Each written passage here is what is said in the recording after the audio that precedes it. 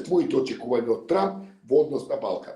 Ok, znači prvo kad pogledam tog Trumpa, čovjek stvarno lupeta, što znam, on je lupetao u kampanji, lupeta i sada, dakle potpuna neka nepredvidljivost, ali nešto što možemo, barem na nešto se osloniti, ja mislim da je to njegova politika Trump first, onda America second i onda treći je svijet.